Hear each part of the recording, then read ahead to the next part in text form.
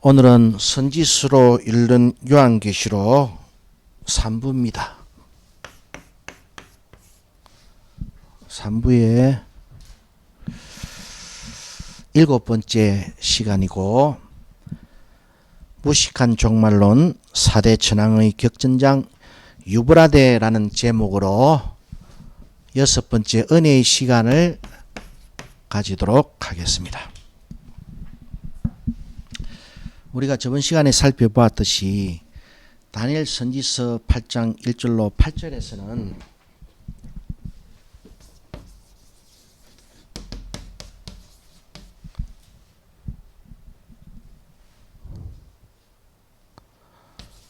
돛불, 수양, 현저한 뿔이 있는 수염소, 그 다음에 이 뿔이 4개로 분리되고 4개로 분리된 그 한 뿔 가운데서 한 왕이, 또 다니엘서 선지서 8장에서는 그 한 왕이라고 안 하고 작은 뿔이라고도 하죠. 작은 뿔 곧 한 왕이 일어난다. 그래서 이 세계 역사의 흐름 가운데서 하나님의 예언은 어디를 지금 손가락으로 가르치고 있는가 하면은 이 작은 뿔의 출현까지를 가르치고 있습니다. 이 기간이 BC 553년에서 BC 164에서 171년, 약 380년의 앞으로 전개될 세계 역사를 다니엘 선지자에게 예언해 주시면서 그 예언의 종국적인 목적지가 이 작은 뿔을 향하고 있음을 분명히 말씀해 주고 있습니다. 그리고 다니엘 선지서 8장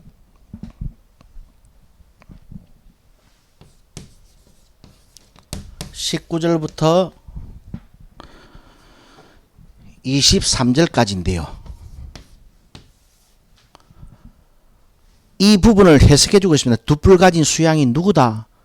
하나님이 직접 다니엘 선지자에게 다르게 이해하지 말고 메대와 바사라고, 분명히 두 뿔 가진 수양의 존재가 누구이냐, 2000년쯤 흐른 뒤에 나타날 어떠한 국가다, 그렇게 오해 안 하고로 천사가 콕 집어가지고 두 뿔 가진 수양은 메대와 바사다. 그 다음에 헬라왕이 일어난다. 수염수는 헬라왕인데 그 머리에 현저한 뿔 하나 그 정수리에 딱 돋아난 그 뿔은 첫째 왕이야. 그러니까 헬라 제국을 시작한 왕이 그 현저한 뿔이다라고 답을 내주고 있습니다. 그래서 이거를 다른 거로 막 이해를 하고 다른 거로 해석할 필요가 전혀 없는 거예요. 하나님이 모범 답안을 이 본문에서 제시를 해주고 있습니다. 그러면서 거기서도 뭐라고 말씀하시고 있는가 하면은 다니엘 선지서 8장 21절에서는 수염수는 헬라 왕인데 큰 뿔은 첫째 왕이고, 다니엘 선지서 8장 22절 계속해서 그 첫째 왕, 그 현저한 뿔이 딱 뽑히면서 네 뿔이 생겨난다. 생겨난 네 뿔이 등장을 하는데 그 네 뿔 가운데서 이제 한 왕이 일어나게 될 것이다라고 이제 말씀을 하고 있습니다. 그래서 결국에 이 다니엘 선지자가 보았던 이 환상의 핵심은 어디를 향하고 있는가 하면은 이 작은 뿔, 곧 천사의 해석에 의하면은 첫째 뿔, 첫째 왕이 뽑히고 난 다음에 4개의 뿔이 나타나는데 그 4개의 뿔 가운데 한 뿔에서 생겨나는 한 왕, 작은 뿔, 여기에 지금 타겟트가 주어지고 있는 거예요. 이것이 8장의 내용입니다.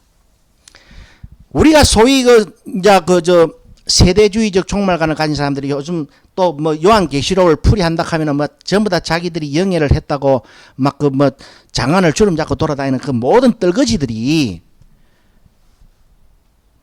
말하는 이 북방왕과 남방왕과 그 다음에 서방왕과 동방왕, 제가 저번 시간에도 말씀을 드린 서방왕과 동방왕은 그 다니엘 선지자 11장에 눈 닦고 찾아봐도 없습니다.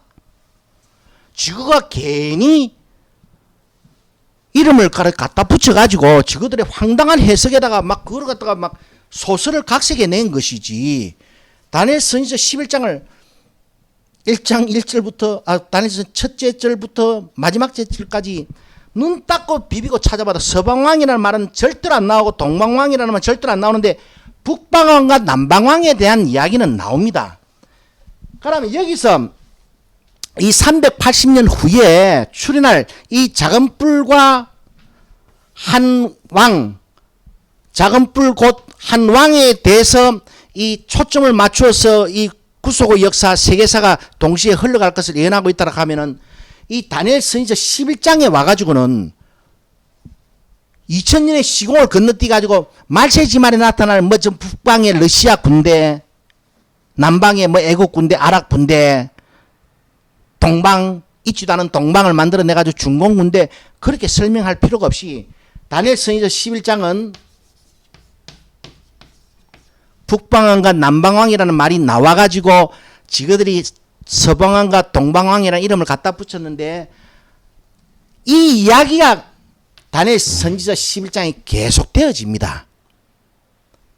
이 노정이 이 두 뿔 가진 수양 그 메대와 바사 제국에서부터 알렉산더 대왕이 일으킨 헬라 제국까지, 그리고 헬라 제국이 알렉산더 대왕의 사후에 4개 군대의 나라로 분리가 되고 난 다음에 그 다음에 마지막 때 그 네 왕의 마지막 때라고 이야기를 하고 있습니다. 다니엘 선지자 11장을 읽어보면은 세기 말이라 말하고 있지 않고 네 나라 네 뿔 네 왕의 마지막 때에, 그러니까 헬라 제국이 알렉산더 대왕이 창시를 했고 이 안티오쿠스 에피파네스가 치리하는 그 마지막 시간까지가 전체가 헬라 제국의 시대입니다.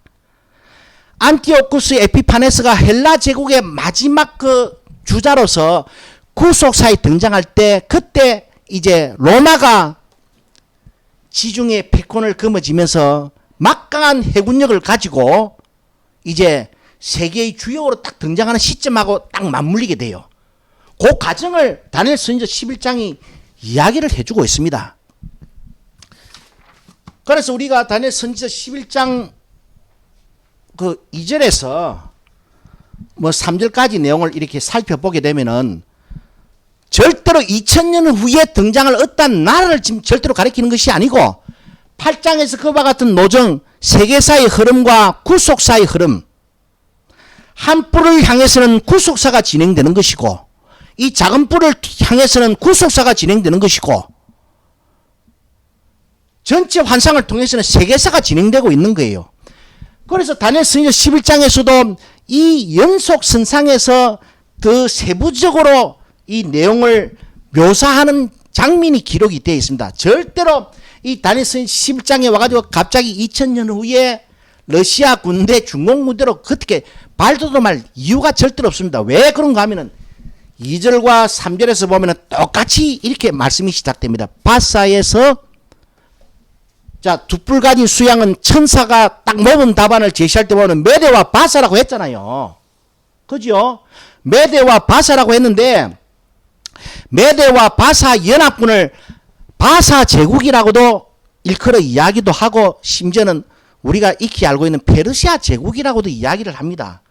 그 다니엘 선지자 11장도 분명히 어떻게 시작되는가 하면은 바사, 두 뿔 가진 수양 메대와 바사, 요 바사에서부터 세 왕이 앞으로 일어날 것인데 그 세 왕이 일어나고 난 다음에 네 번째 일어나는 왕의 이야기를 하면서 이제 거기서 연이어서 북방왕과 남방왕의 이야기가 나오고 있는 거예요. 그렇기 때문에 절대로 이 말세지말로 건너뛰어 가지고 뭐 중공 군대니 러시아 군인이 할 이유가 전혀 없는 것이고 연속되는 사건을 지금 말씀해주고 있는 것이고 연속되는 세계 정세를 세밀하게 예언을 해주고 있는 겁니다. 그래서 바사에서 세 왕이 일어난다. 그리고 그 후에 네 번째 왕에 의해서 헬라 제국과 이 대빵 싸움이 일어나는데 요 시대로 이야기한 이제 다니엘 선지 11장 3절의 내용이 요 내용을 천사의 해석에 의하면은 모범 답안에 의하면은 헬라 왕 첫째 왕의 그 나라로 패권이 옮겨가는 그 과정을 다시 반복하고 있단 말입니다. 그렇기 때문에 이 북방왕과 남방왕의 이야기는 연속선상에서 이해를 해야지 건너뛰어가 2000년을 훌쩍 건너뛰어가 이해를 하면 절대로 안 된다 이 말입니다.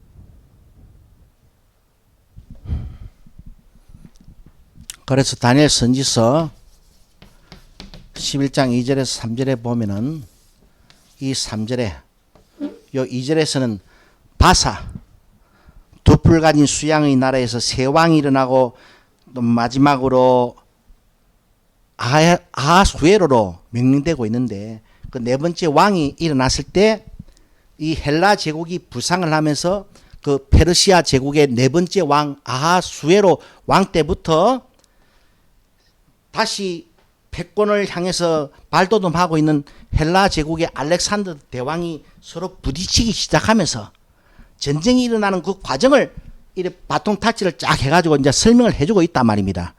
그렇게 하면서 이 3절에서도 계속해서 어떤 말씀이 나오고 있는가 하면은 내 나라로 분리된다. 내 나라로.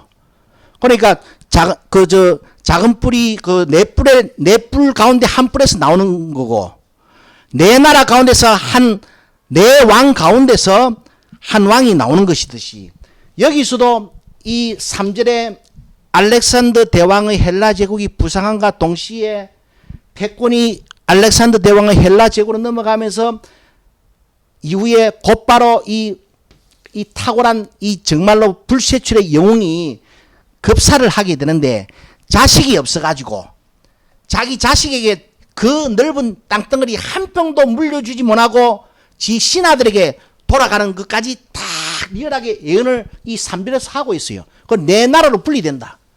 내 나라로 분리되는데 요 말씀을 하고 난 다음에 그 다음부터 이제 북방왕과 남방왕이 등장하는 거예요.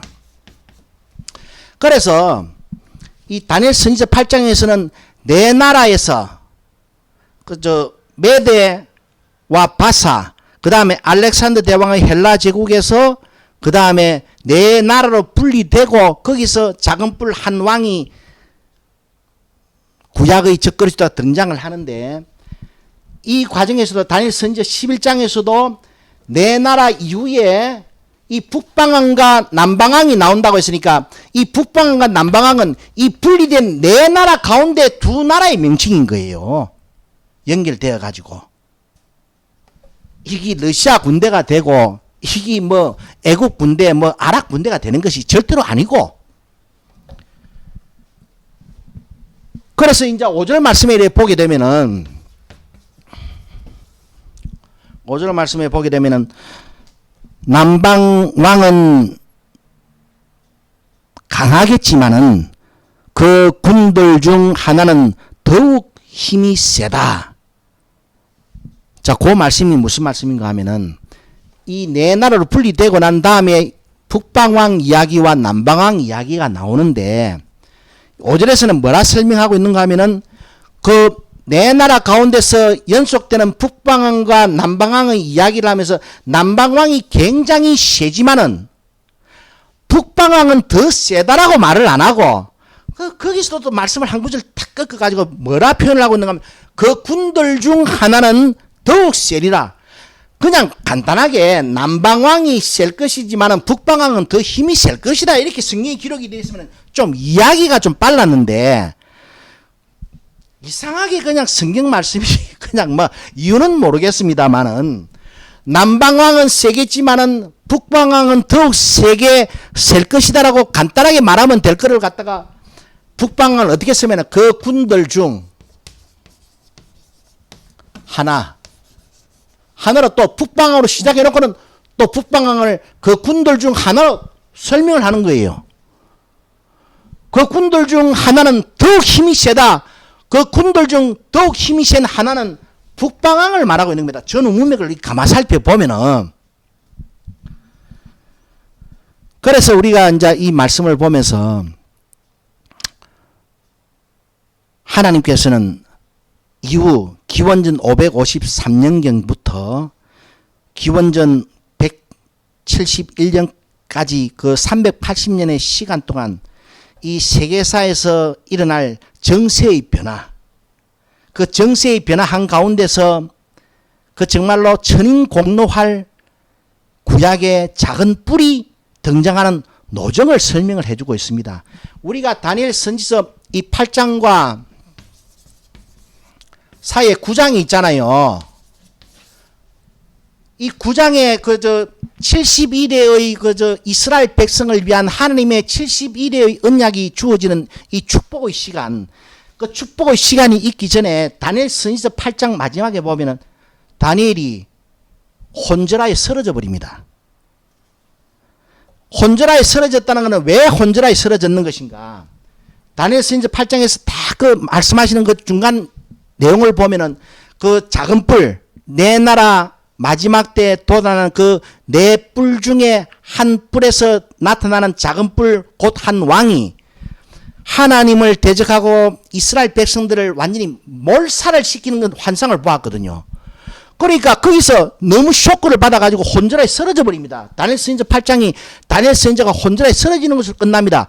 그래서 다니엘 선지서 9장에 70일의 언약은 혼절하에 쓰러진 그 다니엘 선지자를 위로하기 위한 그 다니엘 선지자를 통해서 이스라엘 백성 핍박 가운데서도 하나님에 대한 믿음을 지키고 하나님 앞으로 나아가야 될 하나님의 용사들을 위로하기 위해서 다니엘 선지서 9장이 주어지면서 그 가운데 절정으로 70일의 언약이 주어져 있는 거예요. 그래서 사실은 다니엘서 선지서 9장 그 27절에 보면은 마지막 한 일에는 뭐 제사와 예물을 폐하고 멸망의 가정한 것이 거룩한 곳에 선다라고 날개를 의지하여 선다고 말씀이 탁 생뚱맞게 나와 있잖아요. 나와 있는데 이 다니엘 선지서 11장 30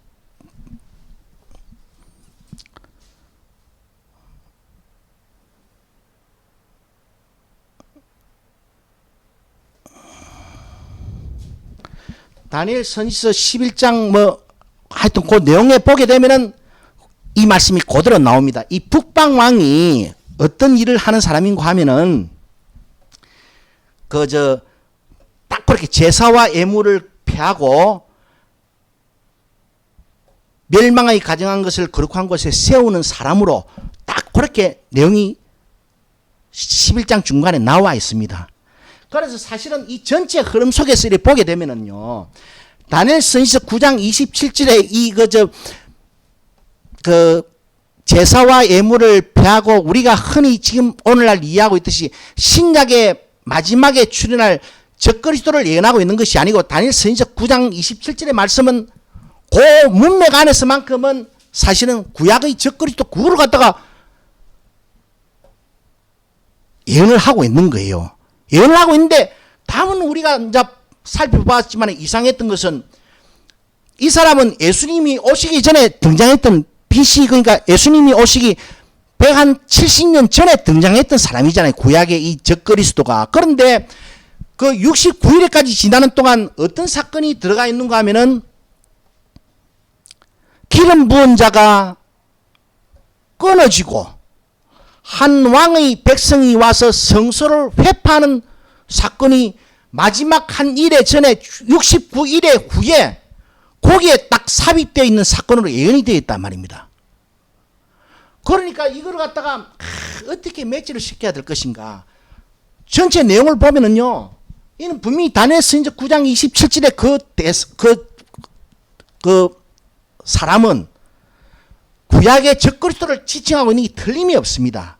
그런데 구약의 적그리스도가 마지막 한 일에 예언되어 있는데 왜 69일의 후에 그 마지막 한 일에 그 전에 예수 그리스도가 기름 부은 자가 끊어지고 한 왕의 백성이 와서 예루살렘을 완전히 초토화시켜버리는 그 AD 70년의 사건, AD 33년의 사건이 삽입되어 있는 것인가?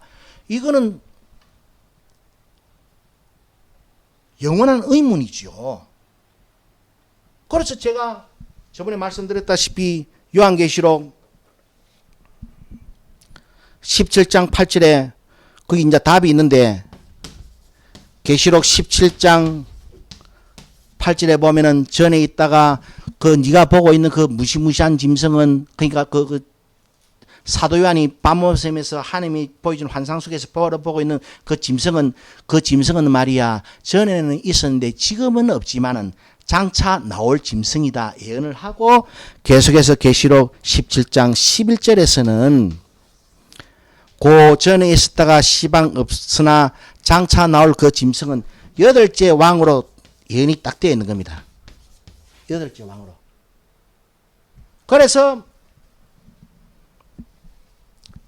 가장 우리가 얻을 수 있는 답은 그 이유는 모르겠어요. 원인은 모르겠지만은 분명히, 그러나 우리가 알지 못하는 이 이유 때문에, 원인 때문에 그 무수한 지금도 장관을 주름잡고 있는 모든 종말론자들이 다니엘 선지자 9장 27절은 2000년을 딱 떼어내가지고 삭둑 잘라내고 없애버리고 세기 말에 등장하는 구약의 적그리스도, 그래서 하나님의 백성을 몰살시켜버리고 짐승의 표 666을 맞지 않는다는 그 하나 제목 때문에 모든 예수 믿는 사람을 몰살시키는 그런 희대의 폭군으로 각색을 해가지고 막 떠벌리고 돌아다닌 거예요. 그런 사람들이 다니엘 선지서에 등장하지도 않는 서방왕과 동방왕을 중공군이다, 이시제국이다라고 만들어가지고 또 막 이렇게 막 대중들을 선동했는데,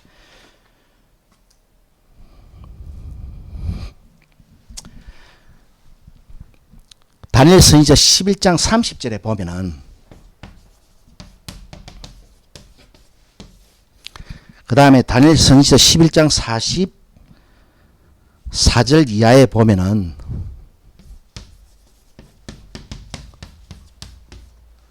이하에 쭉 보게 되면은 여기서는 기띔의 배들이 등장하고, 여기서는 동북에서부터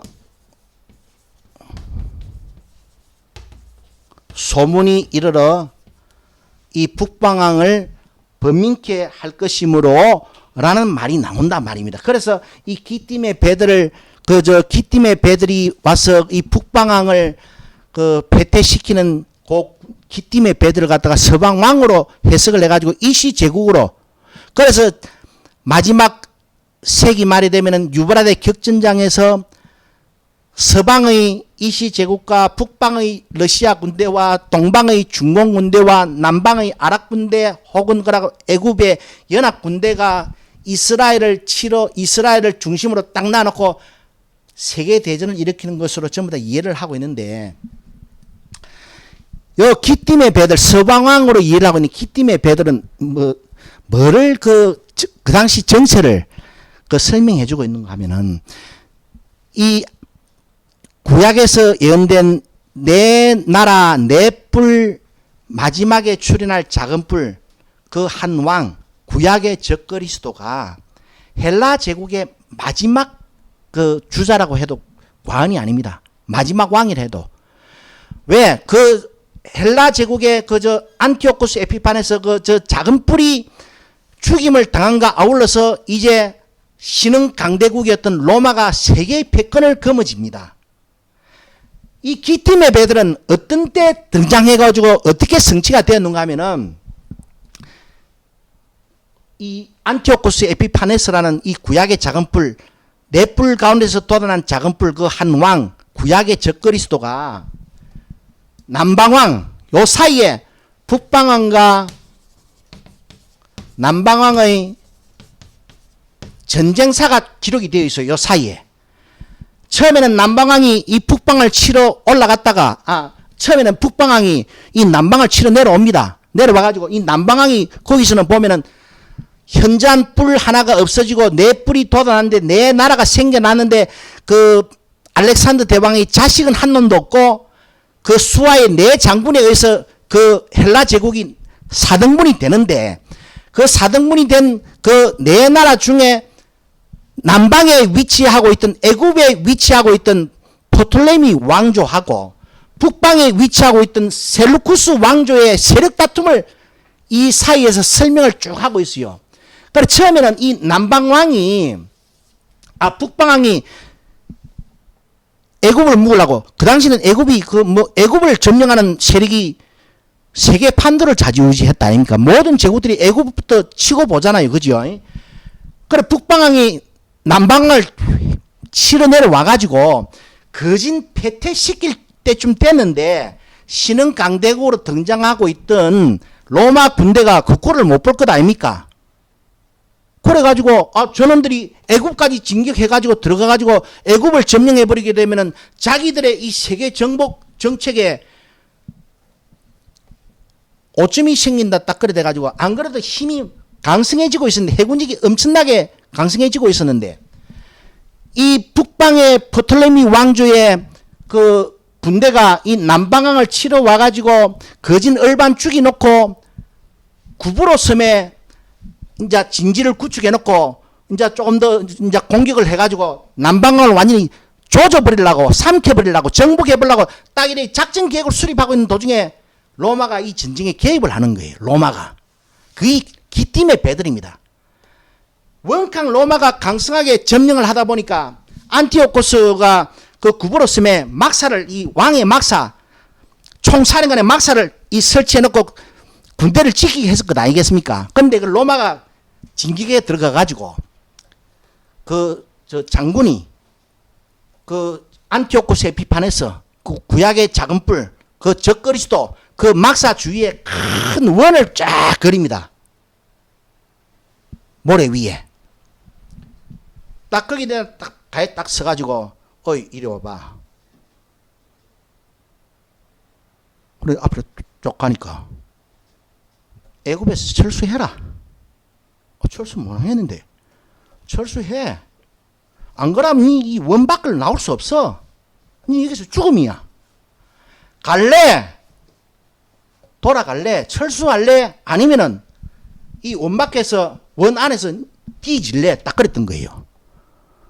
그러니까 이 답이 안 나오니까 겁이 나가지고 좋다. 내가 그러면 일단은 내가 후퇴했구만. 그래 물러갈게. 대신에 우리를 살려도 그래 된 거예요. 그게 세계사에 기록이 되어 있습니다. 거의 기팀의 배들이고 거의 로마 군대예요. 로마의 해군. 그래 해군 총사령관이 그 안티오코스 에피파네스를 불러 세워가지고 막사 주위에 원을 그리고 니 여기서 원 밖으로 나오려고 하면은 애굽에서 무조건 철수해라. 압력을 가해가지고 철수를 하게 되니까 얼마나 쪽팔렸겠습니까? 그리고 화풀이 돌아가는 자기 집으로 자기 왕궁으로 자기 고국으로 돌아가는 와중에 화풀이 대상으로 예루살렘을 대신에 내가 이 모양 이 꼴로 돌아갈 수는 없으니까 뭔가 전리품 하나를 들고 가야 민심이 동요를 하지 않을 것 아니겠습니까? 우리 그 대충 그 뉴스를 보면은 그 뭐 전쟁의 명분이 있어야 될 것 아니겠습니까? 예를 들어 푸틴이 우크라이나를 침략했다 하더라도 뭐 나중에 휴전 협정을 맺더라도 뭐 명분이 있어야 뭐 휴전 협정을 맺을 것 아니겠습니까? 그래도 뭐 세계를 정복했던 그 남방왕 애굽 왕조를 갖다가 정복할 기라고 막 큰 소리 치고 막 진기 명령을 내려가지고 모든 청년들을 데리고 그때까지 내려와가지고 점령 직전에 그 강대한 그 기팀의 배들이 그쪽으로 손사같이 달려와가지고 자기 진지 옆에 원을 그려놓고 니 갈래 원 밖으로 나오지 못하고 뒤질래 딱 그래가지고 쫄아가지고 고구로 돌아가고 있는데 그냥 돌아갔다가 하면은 반란이 날 수도 있잖아요. 혁명이 날 수도 있잖아요. 뭔 낯으로 국민들을 대할 겁니까? 그러니까 아이고 그냥 돌아갈 수 없다 이래가지고 안 그러다 눈에 미끼 비든 유대를 공격한 거예요. 그냥 막 돌아가는 길에 그 들어와가지고 아작을 확 내버린 겁니다. 거기 등장하는 기띔의 배들을 갖다가 2000년 후에 역사가 연속되고 있었잖아요. 다니엘 선지서 8장의 예언이나 다니엘 선지서 11장의 예언은 다니엘 선지서 24장 이하의 해석의 천사의 모범 답안에 하나님의 모범 답안에 의하면 그 당시 있었던 사건 아닙니까?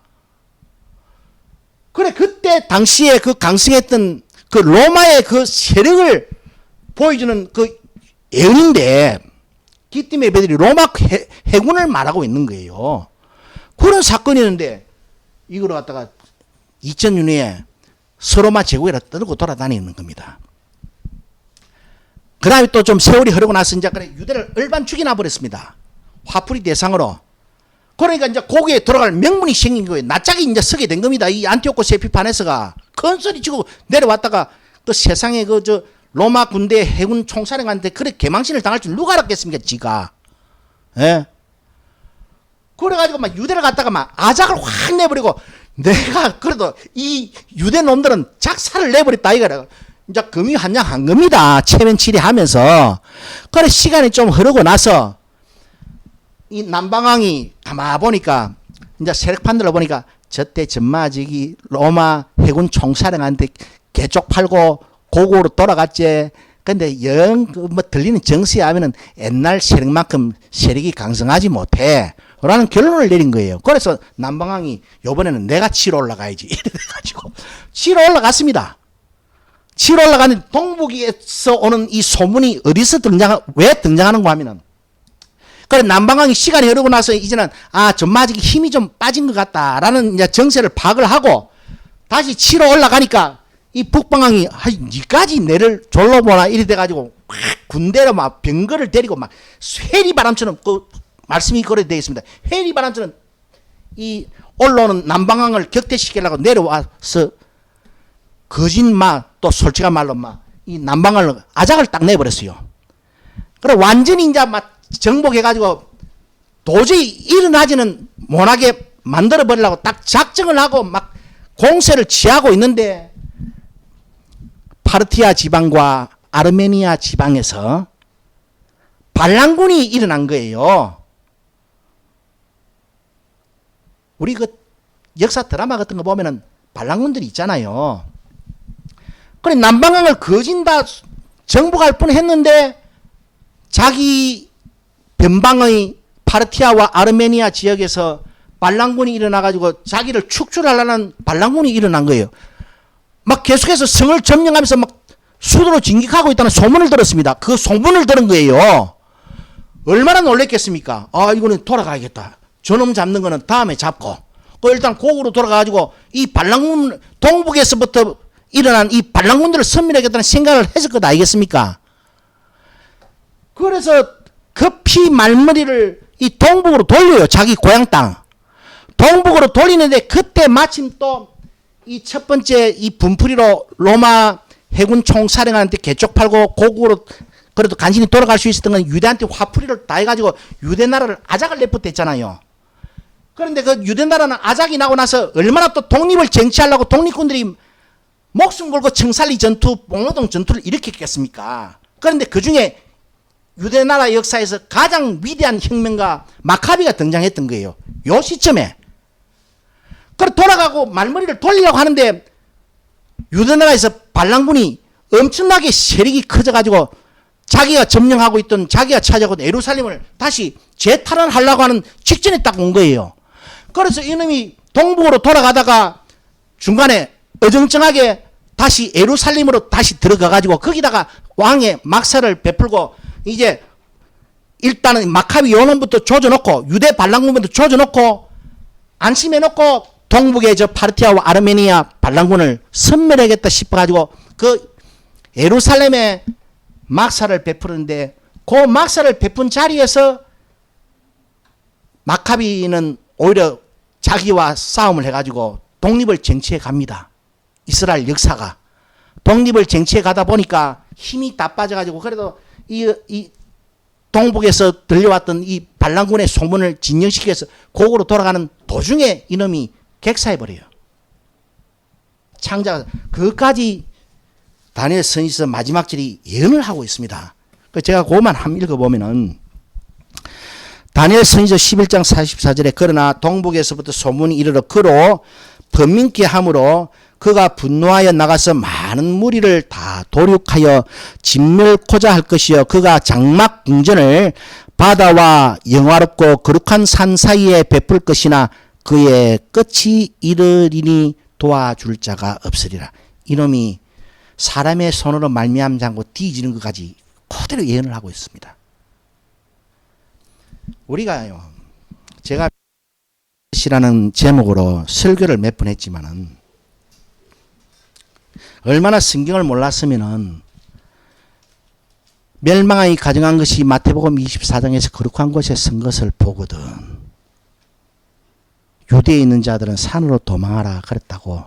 저 예루살렘 성지 자리에 적그리스도의 흉상 내지 적그리스도의 대통령실 내지 전 세계를 좌지우지할 컴퓨터 본체가 들어온다라고 믿습니까? 그러니까 얼마나 우매한 백성들이 당신은 정말로 계시를 받은 하나님의 종이다라고 얼마나 많은 사람들이 열광을 했습니까? 여러분이 잘 아는 그 신천지 그 이만희 똘마니 새끼는 뭐라고 돌아다니는 줄 압니까? 그 멸망의 가정한 것이 거룩한 곳에 선 것이라는 사건을 갖다가 장로고 교단이 7사람의 목회자가 장막 성전을 정통 교단으로 바꾸기 위해서 창립 예배를 드리러 오는데 그 중에 옷이라는 아주 유명한 놈이 있었는데 그 놈이 멸망의 가정한 것이다. 이거를 믿습니까? 그 전까지 초급, 중급, 고급까지 해가지고 씨는 하나님의 말씀이고 구름은 영이고 해서 까불락거리고 빼놓고 세뇌가 당하다 보니까 나중에 그런 황당한 개소리를 죽이는데도 믿습니다. 아멘. 당신은 하나님의 보혜사고 하나님이시고 하나님의 영이 임하신 이긴 자라고 하는 무리가 얼마나 많이 있습니까? 마찬가지로 이것도 아무것도 아닌 동북에서부터 오는 이 소문 이거 아무것도 아닌 그 당시에 그 정말 내밀한 그 정체를 그 정확하게 예언하는 정말로 이 예언을 갖다가 그렇게 황당하게 오늘날 와가지고 그렇게 떨고 돌아다니도 사람들이 어리석고 모르다 보니까 와 맞습니다라고 아멘하고 돌아다니는 거예요. 그 사람들이 이런 사실을 분명히 기록이 되어 있는데 왜 믿을까? 의심해 볼 필요가 없는 것은 그런 개소리들을 믿는 사람이 한둘입니까? 그런데 왜 믿는지를 내가 이유를 알 수가 있습니까? 그러나 진실은 이것이니까. 앞으로 종말론 강의한다면서 동방왕 중공군, 서방왕 이시제고 그런 개소리 듣지 마세요. 그 이만희 개소리나 가들 개소리나 다 똑같은 거예요. 그 개소리를 믿는 사람이 한둘이 아니다는 것 여러분 명심하세요. 그런 가운데 여러분은 그런 걸 절대로 믿지 않고 이 말씀 가지고 간단하게 다니엘 선지서 11장이 풀어집니다. 그러니까 다니엘 선지서 12장 결론은 어떻게? 거기서 나오는 숫자 1335라든지 1295라는 것은 누구를 중심한 그 마지막 결론이겠습니까? 안티오코스 에피파네스의 최후를 예언하는 그 숫자를 갖다가 그걸 갖다가 또 천년왕국이 들어서기 전에 1290일이 됐으니까 1260년 후 3년 반이 지나고 나서 1290년 새로운 신천 시리즈를 하나님이 만드시는 기간 동안 우리는 산과 굴과 바이틈에 가만히 들어가지고 가져간 살 밥에 묻고 누룽지 삶아 먹고 그러다 보면 하나님이 다 세상 새롭게 창조하고 그 30일 동안 차이나는 30일 동안 창조해놓고 나면 우리는 나와가지고 사과나무 열매 따먹고 물고기 잡아먹고 싸돌아다닌다고. 왜 그런 황당한 이야기를 믿느냐라고. 제가 그 이유도 내가 설명할 수 없지만은 그 이유를 설명할 수 있다 하면은 그 이만희의 개소리를 믿는 그 어리석음도 내가 설명할 수 있겠지요. 그 설명할 길이 없습니다. 미친놈들은. 돌대가리 새끼들은. 전능한 새끼들은 미친놈들은 설명할 길이 없어요. 그냥 이것만 간단히 듣고 막 이해하시면 되는 겁니다. 기도 올리겠습니다.